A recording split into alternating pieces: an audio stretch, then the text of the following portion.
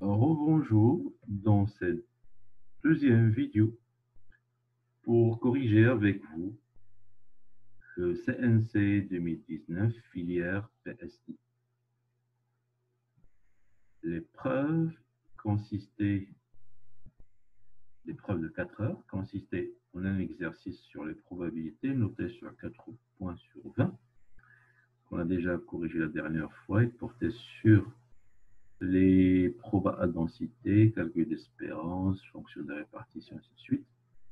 Le problème 2, formé par plusieurs parties, il traite la fameuse formule de Taylor avec reste intégral, programme de première année et ses applications. On va commencer la première partie par la formule Taylor avec reste intégral et une première application de cette formule. L'objectif, c'est de démontrer la formule, comme vous le voyez ici. Donc, RK, c'est ce qu'on appelle le reste intégral. On veut démontrer que f de b égale la somme plus un reste qui est sous forme intégrale. Première question. On demande de trouver une relation de récurrence entre RK-1 et RK. Donc, quand vous allez vous attendre, il faut faire une intégration par partie. Parce que c'est classique. Pour trouver des relations de récurrence entre intégrales, il faut faire une intégration par partie.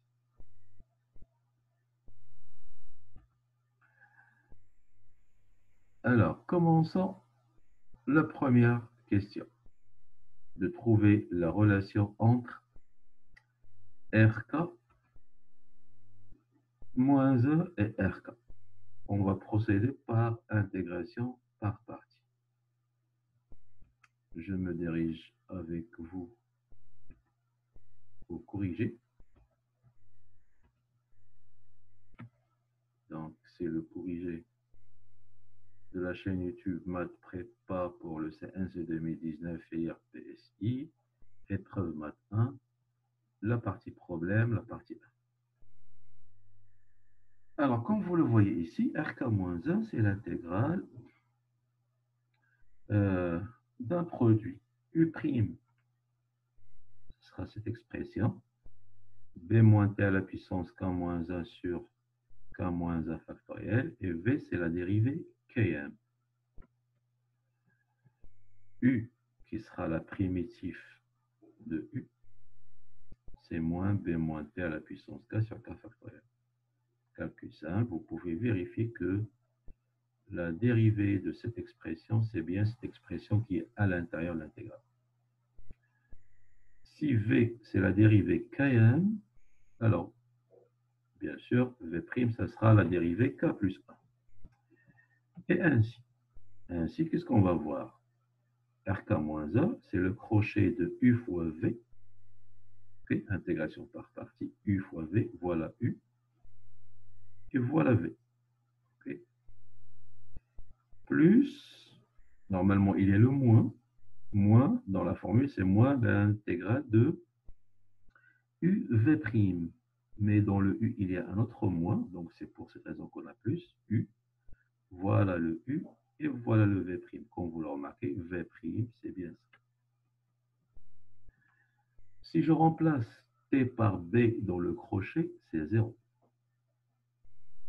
Si je remplace T par A dans le crochet, ça va me donner cette expression. Le moins qu'on a ici, avec le moins du crochet, ça nous donnera notre relation. Voilà, on a démontré cette relation de récurrence entre RK-1 et RK qu'on va utiliser par la suite. RK, je rappelle, c'est le reste intégral dans la fameuse formule de Taylor.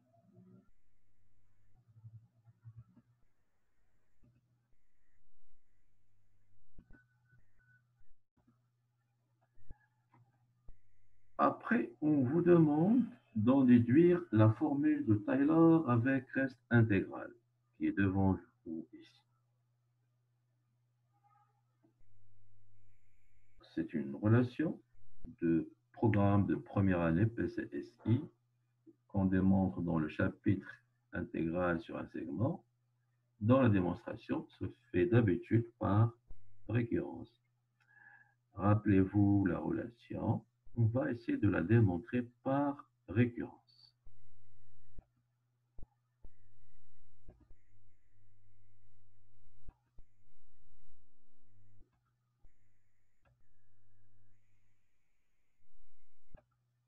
Bien.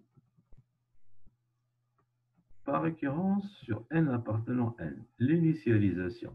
On va d'abord démontrer que la relation est vraie pour n égale à 0. On utilise cette relation assez simple. L'intégrale entre a et b de f', t c'est fb moins f'. Donc fb égale f1 plus l'intégrale de f'. Si vous revenez à rk, voilà rk, regardez rk que vous avez ici. Qu'est-ce que c'est que R0?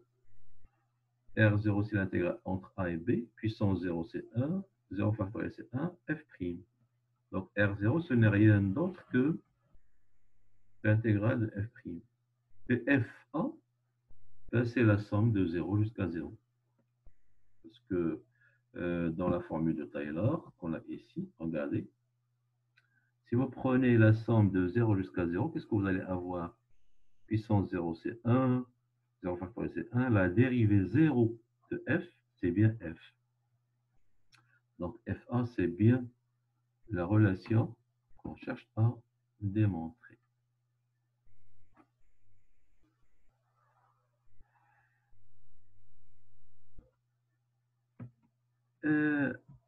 Supposons que le résultat est vrai pour n et démontrons qu'il est vrai pour n plus 1. Alors, qu'est-ce qu'on va faire? FB, c'est la somme. Supposons que le résultat est vrai pour n. Or, Rn, d'après la question précédente, revenons ici, regardez ce qu'on a démontré avant. Rn, c'est quoi Rn? C'est b moins a la puissance n sur n factoriel dérivé n en a plus Rn plus 1. Donc l'idée c'est quoi? C'est de supposer que la formule de Taylor avec reste intégral est vraie pour n. Voilà, je l'ai écrit ici. Qu'est-ce qu'on va remplacer? Le Rn, on va le remplacer par son expression qu'on a déjà démontrée. Rn, c'est bien ça. Mais la somme de 0 jusqu'à n, si je lui ajoute cette petite expression, ça va me donner la somme de 0 jusqu'à n plus 1. Regardez, si je prends k égale à n plus 1, je trouve cette expression que j'ai ici. Donc Rn, c'est cette expression plus Rn plus 1. Cette expression, je vais l'ajouter à la somme de 0 jusqu'à n, ça va me donner la somme de 0 jusqu'à n plus 1 plus Rn plus 1. Et voilà, on a démontré notre résultat.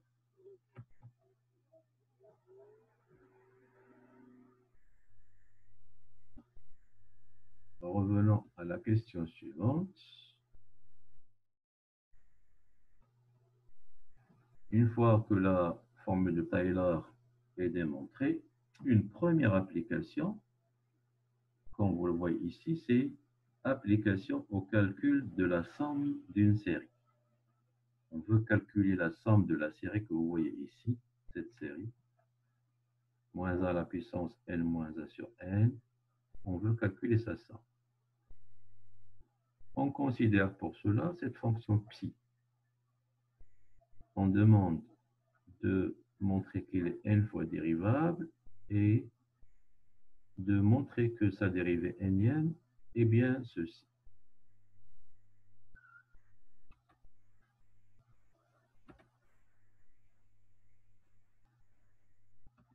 Alors,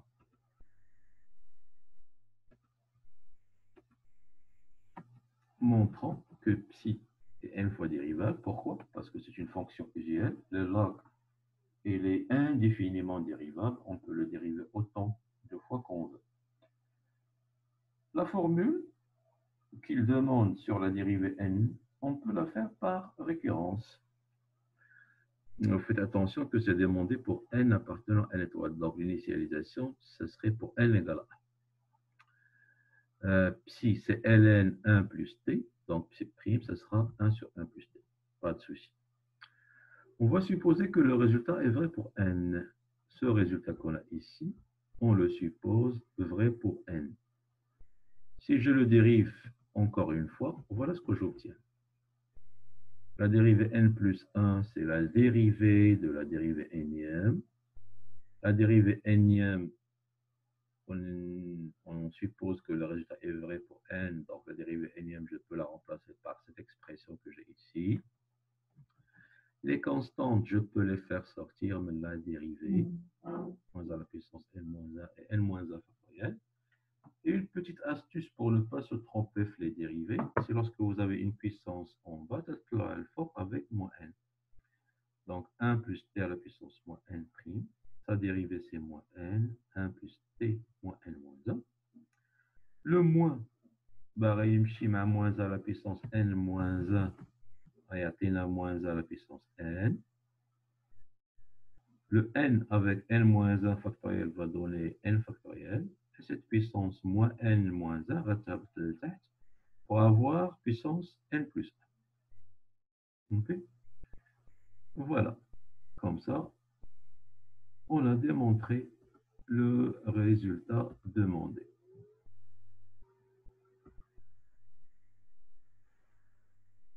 Par récurrence, on a démontré cette formule à propos de la dérivée n de psi. Après, on vous demande de justifier que cette série est convergente. Rien de plus simple.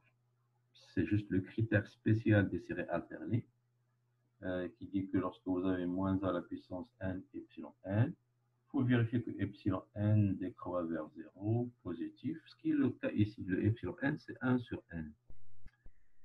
Finalement, voilà la question la plus importante. On veut trouver la valeur de cette somme. Donc, il faut appliquer la formule de Taylor sur un intervalle, à vous de terminer, pour trouver la valeur de cette somme. Bien, on va y aller pour la dernière question, pour trouver à quoi est égale la valeur de la somme.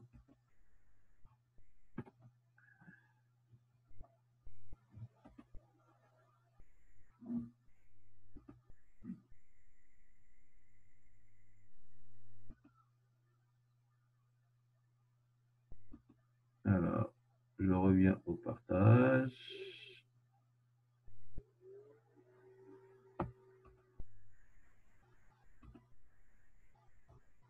Pour la question, la dernière question de calcul de la somme qu'on demande. Voilà. Je partage avec vous le corrigé. Bien. On utilise Taylor sur l'intervalle 0x pour bien sûr la fonction de tout à l'heure. Donc, ln 1 plus x avec x positif. ln 1 plus x, c'est la somme de 0 jusqu'à n, x à la puissance k sur k factoriel, psi k de 0, plus le reste intégral.